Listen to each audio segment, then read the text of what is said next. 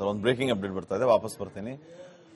Pak ಪ್ರತೀಕಾರಕ್ಕಾಗಿ Modi marathon meeting ಗಳನ್ನ ಮಾಡ್ತಾ ಇದ್ದಾರೆ. ಇವತ್ತು ಪ್ರಧಾನಿ ನರೇಂದ್ರ ಮೋದಿ ಅವರು ಮತ್ತೆ ಸಾಲು ಸಾಲು ಸಭೆಗಳನ್ನ ನಡೆಸಲಿಕ್ಕಿದ್ದಾರೆ. ಇವತ್ತು ಪ್ರಧಾನಿ ಮೋದಿ ಅವರ ನೇತೃತ್ವದಲ್ಲಿ ಹೈ ವೋಲ್ಟೇಜ್ ಸಭೆ. ಕೇಂದ್ರ ಗೃಹ ಸಚಿವ ಅಮಿತ್ ಶಾ, ರಕ್ಷಣಾ ಸಚಿವ ರಾಜನಾಥ್ ಸಿಂಗ್, ವಿದೇಶಾಂಗ ಸಚಿವ ಜೈಶಂಕರ್ ಈ ಒಂದು ಮೀಟಿಂಗ್ ಅಲ್ಲಿ ಭಾಗಿಯಾಗಲಿಕ್ಕಿದ್ದಾರೆ. ನಿನ್ನೆ ಬಹಳ ಮಹತ್ವದ ಮೀಟಿಂಗ್ ಆಯ್ತು, ಮಿಲಿಟರಿಗೆ ಫ್ರೀ ಹ್ಯಾಂಡ್ ಕೊಡ್ಲಾಯ್ತು. ಅದಾದ ನಂತರ ಇವತ್ತು ಪ್ರಧಾನಿ ನರೇಂದ್ರ ಮೋದಿ ಮತ್ತೆ ಸಾಲು ಸಾಲು ಮೀಟಿಂಗ್ ಗಳನ್ನ ಮಾಡ್ತಾ ಇದ್ದಾರೆ. ಪಾಕಿಸ್ತಾನ್ ಮೇಲೆ ಪ್ರತೀಕಾರಕ್ಕಾಗಿ ಮೋದಿ ಮ್ಯಾರಥಾನ್ ಮೀಟಿಂಗ್ ಗಳನ್ನ ಮಾಡ್ತಾ ಇದ್ದಾರೆ. ಹಾಗಿದ್ರೆ ಪಾಕಿಸ್ತಾನದ ವಿರುದ್ಧ ಘೋಷಣೆ ಆಗುತ್ತಾ ವಾರ್? ಇವತ್ತು ಮತ್ತೆ ಸರಣಿ ಸಭೆಯನ್ನ ಪ್ರಧಾನಿ ನಡೆಸಲಿಕ್ಕಿದ್ದಾರೆ.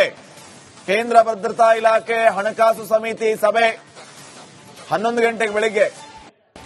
ಇನ್ನೊಂದು ಸ್ವಲ್ಪ ಹೊತ್ತಿನಲ್ಲಿ ಈ ಸಭೆ ಆರಂಭ ಆಗುತ್ತೆ. ಇನ್ನಷ್ಟು ಅಪ್ಡೇಟ್ಸ್ ಅನ್ನ ಪಡೆಯೋಣ. ನಮ್ಮ ಪ್ರತಿನಿಧಿ ಧ್ರುವರಾಜ್ ಈಗ ನೇರ ಸಂಪರ್ಕದಲ್ಲಿ ಜಾಯ್ನ್ ಆಗಿದ್ದಾರೆ. ಧ್ರುವರಾಜ್, ಈ ಹಣಕಾಸು ಇಲಾಖೆ ಮತ್ತು ಭದ್ರತಾ ಇಲಾಖೆ ಜೊತೆಗೆ ಮೀಟಿಂಗ್ ಅಂತಂದ್ರೆ ಅಲ್ಲಿ ಪಾಕಿಸ್ತಾನದ ಪಿಕ್ಚರ್ ಬಿಟ್ಟಿರುತ್ತೆ. ಯಪ್ಪ ಏನೋ ಮಾಡ್ತಾರಪ್ಪ ಇವರು ಅಂತ ಹೇಳಿ. ನಿನ್ನೆ ಪ್ರಧಾನಿ ಮೋದಿ ಅವರು ಮಿಲಿಟರಿ ಅವರಿಗೆ ಫ್ರೀ ಹ್ಯಾಂಡ್ ಕೊಟ್ಟಿದ್ದೇ ಅಲ್ಲಿ ಈಗಾಗಲೇ ರಾತ್ರೋರಾತ್ರಿ ಪ್ರೆಸ್ ಮೀಟ್ ಮಾಡೋಂಗಾಯ್ತು. ಈಗ ಮತ್ತೆ ಇವತ್ತು ಸಾಲು ಸಾಲು ಮೀಟಿಂಗ್. ಇದೆಲ್ಲವೂ ಕೂಡ ಒಂದು ಬಿಗ್ ಪ್ಲಾನ್ ರೆಡಿ ಆಗಿದೆ ಅನ್ನೋದನ್ನ ಸೂಚಿಸ್ತಾ ಇದೆ. ಏನ್ ಹೇಳ್ತೀರಿ?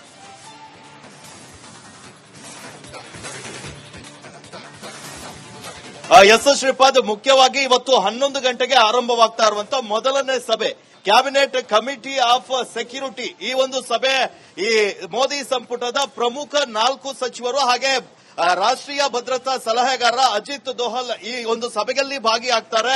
ಮುಖ್ಯವಾಗಿ ಈ ಸಭೆ ಮೊನ್ನೆ ಏನು ಅಟ್ಯಾಕ್ ಆಯ್ತು ನೋಡಿ ಪಹಲ್ಗಾಮ್ನಲ್ಲಿ, ಆ ಅಟ್ಯಾಕ್ ಆದ ಮರುದಿನ ಒಂದು ಸಭೆ ಆಯ್ತು. ಆ ಸಭೆ ನಂತರ ಪಾಕಿಸ್ತಾನಕ್ಕೆ ಮಾಸ್ಟರ್ ಸ್ಟ್ರೋಕ್ ಅನ್ನ ಕೊಡುವಂತ ಕೆಲಸವನ್ನ ಆ ಸಭೆಯಲ್ಲಿ ನಿರ್ಣಯವನ್ನ ತೆಗೆದುಕೊಂಡ್ರು. ಅದರಲ್ಲಿ ಸಿಂಧ್ ನದಿ ಒಪ್ಪಂದ ರದ್ದಿರಬಹುದು, ಅಟಾರಿ ಬಾರ್ಡರ್ ಅನ್ನ ಕ್ಲೋಸ್ ಮಾಡೋದಿರಬಹುದು, ಹಾಗೆ ಪಾಕಿಸ್ತಾನ ಪ್ರಜೆಗಳಿಗೆ ಇಲ್ಲಿಂದ ತೆರಳುವಂತೆ ಮಾಡುವಂತ ಒಂದು ನಿರ್ಣಯಗಳನ್ನ ಪ್ರಮುಖ ನಿರ್ಣಯಗಳನ್ನ ಕೈಗೊಳ್ಳಲಾಯಿತು. ಹಾಗಾಗಿ ಇವತ್ತು ಈ ಸಭೆಯನ್ನ ಮತ್ತೆ ಕರೆದಿರುವಂತದ್ದು ಸಾಕಷ್ಟು ಕುತೂಹಲವನ್ನ ಮೂಡಿಸಿದೆ. ಮುಖ್ಯವಾಗಿ ಯುದ್ಧದ ಕಾರ್ಮೋಡ ಒಂದ್ ಕಡೆ ಆಗ್ತಾ ಇದೆ, ಪಾಕಿಸ್ತಾನದ ವಿರುದ್ಧ ಪ್ರತೀಕಾರ ತೀರಿಸಿಕೊಳ್ಬೇಕು ಎನ್ನುವಂತದ್ದು ಕೂಡ ಕೇಳಿ ಬರ್ತಾ ಇದೆ. ಹೀಗಾಗಿ ಇವತ್ತು ಈಗ ಈ ಒಂದು ಸಿಸಿಎಸ್ ಸಭೆಯಲ್ಲಿ ಕೆಲವೊಂದು ನಿರ್ಣಯವನ್ನ ತೆಗೆದುಕೊಳ್ಳೋದು ಕೂಡ ಸಾಕಷ್ಟು ಕುತೂಹಲವನ್ನ ಮೂಡಿಸಿರುವಂತದ್ದು. ಆದ್ರೆ ಪ್ರತೀಕಾರ ಫಿಕ್ಸ್ ಅನ್ನುವಂಥದ್ದು ಈಗ ಗೊತ್ತಾಗಿರುವಂತಹ ವಿಚಾರ. ಇದಾದ ನಂತರ cabinet committee of political affairs ಅನ್ನುವಂತ ಅದರ ಸಭೆ ಕೂಡ ನಡೆಯುತ್ತೆ. ಅದರಲ್ಲೂ ಕೂಡ ಪ್ರಮುಖ ಸಚಿವರು ಭಾಗಿಯಾಗ್ತಾರೆ. ಆದ್ರೆ ಈ ಪೊಲಿಟಿಕಲ್ ಅಫೇರ್ಸ್ ಏನು ಕಮಿಟಿ ಏನಿದೆ, ಇವರು ಯಾಕಾಗಿ ಸಭೆ ಮಾಡ್ತಾ ಇದ್ದಾರೆ ಅನ್ನುವಂಥದ್ದು ಕೂಡ ಸಾಕಷ್ಟು ಕುತೂಹಲವನ್ನ ಮೂಡಿಸಿದೆ. ಮುಖ್ಯವಾಗಿ ಕಾಶ್ಮೀರ ವಿಚಾರಕ್ಕೆ ಸಂಬಂಧಪಟ್ಟ ಹಾಗೆ ರಾಜಕೀಯವಾಗಿ ದೊಡ್ಡ ನಿರ್ಧಾರವನ್ನ ತೆಗೆದುಕೊಳ್ಳುವಂತಹ ಸಾಧ್ಯತೆಗಳು ಇದೆಯಾ ಎನ್ನುವಂತಹದ್ದು ಈಗ ಸದ್ಯ ಮೂಡ್ತಾ ಇರುವಂತಹ ಪ್ರಶ್ನೆ. ಅದಾದ ನಂತರ ರಾಜಕೀಯವಾಗಿ ಯಾವ ರೀತಿ ಪರಿಣಾಮ ಬೀರುತ್ತೆ, ರಾಜಕೀಯವಾಗಿ ಇದನ್ನ ಹೇಗೆ ಹ್ಯಾಂಡಲ್ ಮಾಡಬೇಕು ಎನ್ನುವಂಥದ್ದು ಕೂಡ ಈ ಒಂದು ಕಮಿಟಿಯ ಸಭೆಯಲ್ಲಿ ಚರ್ಚೆ ಆಗುತ್ತೆ. ಅದಾದ ನಂತರ ಎಕನಾಮಿಕಲ್ ಅಫೇರ್ಸ್ ಕ್ಯಾಬಿನೆಟ್ ಕಮಿಟಿ ಏನಿದೆ ಆ ಸಭೆಯನ್ನ ಕೂಡ ನಿರ್ಮಲಾ ಸೀತಾರಾಮನ್ ಸೇರಿದಂತೆ ಹಲವು ಸಚಿವರು ಈ ಒಂದು ಸಭೆಯಲ್ಲಿ ಭಾಗಿಯಾಗ್ತಾರೆ.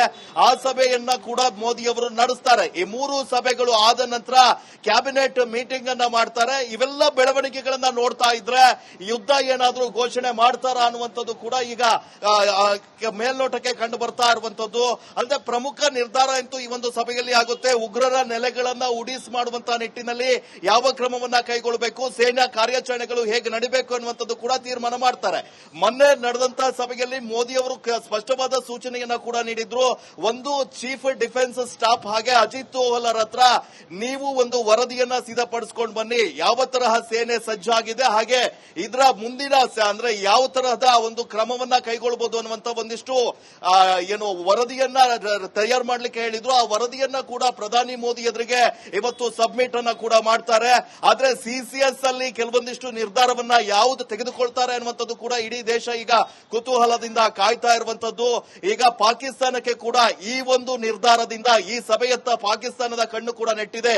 ಭಾರತ ಯಾವ ಸಂದರ್ಭದಲ್ಲಿ ಕೂಡ ನಮ್ಮ ಮೇಲೆ ಅಟ್ಯಾಕ್ ಮಾಡಬಹುದು ಎನ್ನುವಂತಹ ಭಯ ಕೂಡ ಶುರುವಾಗಿರುವಂತದ್ದು.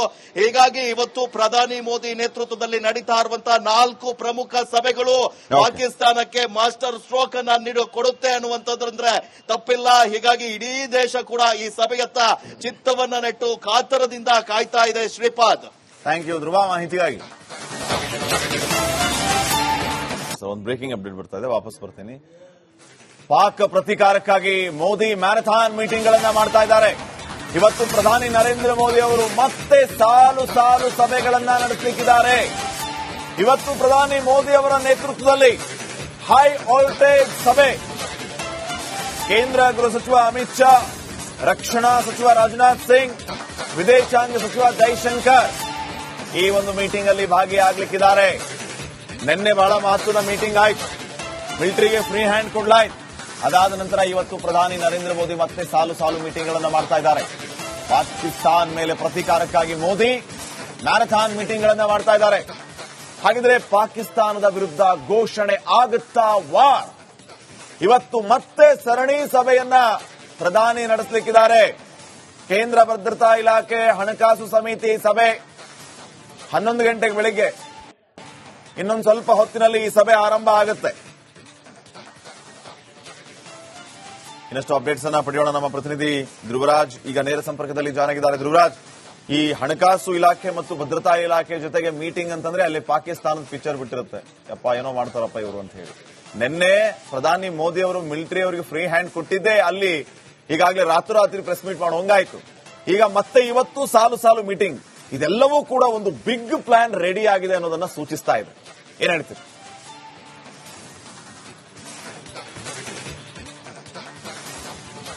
ಎಸ್ ಶ್ರೀಪಾದ್, ಮುಖ್ಯವಾಗಿ ಇವತ್ತು 11 ಗಂಟೆಗೆ ಆರಂಭವಾಗ್ತಾ ಇರುವಂತ ಮೊದಲನೇ ಸಭೆ ಕ್ಯಾಬಿನೆಟ್ ಕಮಿಟಿ ಆಫ್ ಸೆಕ್ಯೂರಿಟಿ. ಈ ಒಂದು ಸಭೆ ಈ ಮೋದಿ ಸಂಪುಟದ ಪ್ರಮುಖ 4 ಸಚಿವರು ಹಾಗೆ ರಾಷ್ಟ್ರೀಯ ಭದ್ರತಾ ಸಲಹೆಗಾರ ಅಜಿತ್ ದೋವಲ್ ಈ ಒಂದು ಸಭೆಯಲ್ಲಿ ಭಾಗಿಯಾಗ್ತಾರೆ. ಮುಖ್ಯವಾಗಿ ಈ ಸಭೆ ಮೊನ್ನೆ ಏನು ಅಟ್ಯಾಕ್ ಆಯ್ತು ನೋಡಿ ಪಹಲ್ಗಾಮ್ನಲ್ಲಿ, ಆ ಅಟ್ಯಾಕ್ ಆದ ಮರುದಿನ ಒಂದು ಸಭೆ ಆಯ್ತು. ಆ ಸಭೆ ನಂತರ ಪಾಕಿಸ್ತಾನಕ್ಕೆ ಮಾಸ್ಟರ್ ಸ್ಟ್ರೋಕ್ ಅನ್ನ ಕೊಡುವಂತ ಕೆಲಸವನ್ನ ಆ ಸಭೆಯಲ್ಲಿ ನಿರ್ಣಯವನ್ನ ತೆಗೆದುಕೊಂಡ್ರು.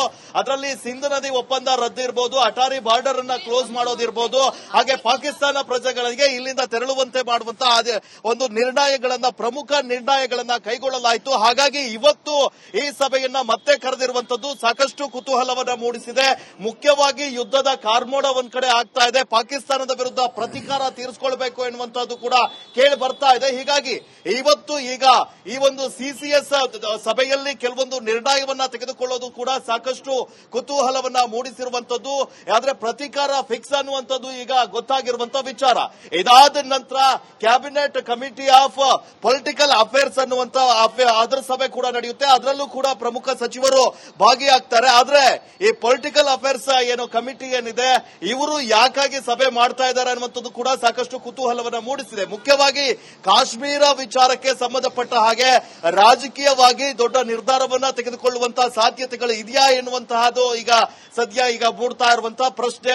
ಅದಾದ ನಂತರ ರಾಜಕೀಯವಾಗಿ ಯಾವ ರೀತಿ ಪರಿಣಾಮ ಬೀರುತ್ತೆ, ರಾಜಕೀಯವಾಗಿ ಇದನ್ನ ಹೇಗೆ ಹ್ಯಾಂಡಲ್ ಮಾಡಬೇಕು ಎನ್ನುವಂಥದ್ದು ಕೂಡ ಈ ಒಂದು ಕಮಿಟಿಯ ಸಭೆಯಲ್ಲಿ ಚರ್ಚೆ ಆಗುತ್ತೆ. ಅದಾದ ನಂತರ ಎಕನಾಮಿಕಲ್ ಅಫೇರ್ಸ್ ಕ್ಯಾಬಿನೆಟ್ ಕಮಿಟಿ ಏನಿದೆ ಆ ಸಭೆಯನ್ನ ಕೂಡ ನಿರ್ಮಲಾ ಸೀತಾರಾಮನ್ ಸೇರಿದಂತೆ ಹಲವು ಸಚಿವರು ಈ ಒಂದು ಸಭೆಯಲ್ಲಿ ಭಾಗಿಯಾಗ್ತಾರೆ. ಆ ಸಭೆಯನ್ನ ಕೂಡ ಮೋದಿ ಅವರು ನಡೆಸ್ತಾರೆ. ಈ 3 ಸಭೆಗಳು ಆದ ನಂತರ ಕ್ಯಾಬಿನೆಟ್ ಮೀಟಿಂಗ್ ಅನ್ನ ಮಾಡ್ತಾರೆ. ಇವೆಲ್ಲ ಬೆಳವಣಿಗೆಗಳನ್ನ ನೋಡ್ತಾ ಇದ್ರೆ ಯುದ್ಧ ಏನಾದ್ರೂ ಘೋಷಣೆ ಮಾಡ್ತಾರಾ ಅನ್ನುವಂಥದ್ದು ಕೂಡ ಈಗ ಮೇಲ್ನೋಟಕ್ಕೆ ಕಂಡು ಬರ್ತಾ ಇರುವಂತದ್ದು. ಅಲ್ಲದೆ ಪ್ರಮುಖ ನಿರ್ಧಾರ ಅಂತೂ ಈ ಒಂದು ಸಭೆಯಲ್ಲಿ ಆಗುತ್ತೆ. ಉಗ್ರರ ನೆಲೆಗಳನ್ನ ಉಡಿಸ್ ಮಾಡುವಂತಹ ನಿಟ್ಟಿನಲ್ಲಿ ಯಾವ ಕ್ರಮವನ್ನ ಕೈಗೊಳ್ಳಬೇಕು, ಸೇನಾ ಕಾರ್ಯಾಚರಣೆಗಳು ಹೇಗೆ ನಡೀಬೇಕು ಅನ್ನುವಂಥದ್ದು ಕೂಡ ತೀರ್ಮಾನ ಮಾಡ್ತಾರೆ. ಮೊನ್ನೆ ನಡೆದಂತಹ ಸಭೆಯಲ್ಲಿ ಮೋದಿ ಅವರು ಸ್ಪಷ್ಟವಾದ ಸೂಚನೆಯನ್ನ ಕೂಡ ನೀಡಿದ್ರು. ಒಂದು ಚೀಫ್ ಡಿಫೆನ್ಸ್ ಸ್ಟಾಫ್ ಹಾಗೆ ಅಜಿತ್ ದೋವಲ್ ಹತ್ರ ನೀವು ಒಂದು ವರದಿಯನ್ನ ಸಿದ್ಧಪಡಿಸಿಕೊಂಡು ಬನ್ನಿ, ಯಾವ ತರಹ ಸೇನೆ ಸಜ್ಜಾಗಿದೆ, ಹಾಗೆ ಇದರ ಮುಂದಿನ ಅಂದ್ರೆ ಯಾವ ತರಹದ ಒಂದು ಕ್ರಮವನ್ನ ಕೈಗೊಳ್ಳಬಹುದು ಅನ್ನುವಂತ ಒಂದಿಷ್ಟು ಏನು ವರದಿಯನ್ನ ತಯಾರು ಮಾಡ್ಲಿಕ್ಕೆ ಹೇಳಿದ್ರು. ಆ ವರದಿಯನ್ನ ಕೂಡ ಪ್ರಧಾನಿ ಮೋದಿ ಎದುರಿಗೆ ಇವತ್ತು ಸಬ್ಮಿಟ್ ಅನ್ನ ಕೂಡ ಮಾಡ್ತಾರೆ. ಆದ್ರೆ ಸಿಸಿಎಸ್ ಅಲ್ಲಿ ಕೆಲವೊಂದಿಷ್ಟು ನಿರ್ಧಾರವನ್ನ ಯಾವುದು ತೆಗೆದುಕೊಳ್ತಾರೆ ಅನ್ನುವಂಥದ್ದು ಕೂಡ ಇಡೀ ದೇಶ ಈಗ ಕುತೂಹಲದಿಂದ ಕಾಯ್ತಾ ಇರುವಂತದ್ದು. ಈಗ ಪಾಕಿಸ್ತಾನಕ್ಕೆ ಕೂಡ ಈ ಒಂದು ನಿರ್ಧಾರದಿಂದ ಈ ಸಭೆಯತ್ತ ಪಾಕಿಸ್ತಾನದ ಕಣ್ಣು ಕೂಡ ನೆಟ್ಟಿದೆ. ಭಾರತ ಯಾವ ಸಂದರ್ಭದಲ್ಲಿ ಕೂಡ ನಮ್ಮ ಮೇಲೆ ಅಟ್ಯಾಕ್ ಮಾಡಬಹುದು ಎನ್ನುವಂತಹ ಭಯ ಕೂಡ ಶುರುವಾಗಿರುವಂತದ್ದು. ಹೀಗಾಗಿ ಇವತ್ತು ಪ್ರಧಾನಿ ಮೋದಿ ನೇತೃತ್ವದಲ್ಲಿ ನಡೀತಾ ಇರುವಂತಹ 4 ಪ್ರಮುಖ ಸಭೆಗಳು ಪಾಕಿಸ್ತಾನಕ್ಕೆ ಮಾಸ್ಟರ್ ಸ್ಟ್ರೋಕ್ ಅನ್ನ ಕೊಡುತ್ತೆ ಅನ್ನುವಂಥದ್ದಂದ್ರೆ ತಪ್ಪಿಲ್ಲ. ಹೀಗಾಗಿ ಇಡೀ ದೇಶ ಕೂಡ ಈ ಸಭೆಯತ್ತ ಚಿತ್ತವನ್ನ ನೆಟ್ಟು ಕಾತರದಿಂದ ಕಾಯ್ತಾ ಇದೆ. ಶ್ರೀಪಾದ್, ಥ್ಯಾಂಕ್ ಯು ಧ್ರುವ ಮಾಹಿತಿಗಾಗಿ.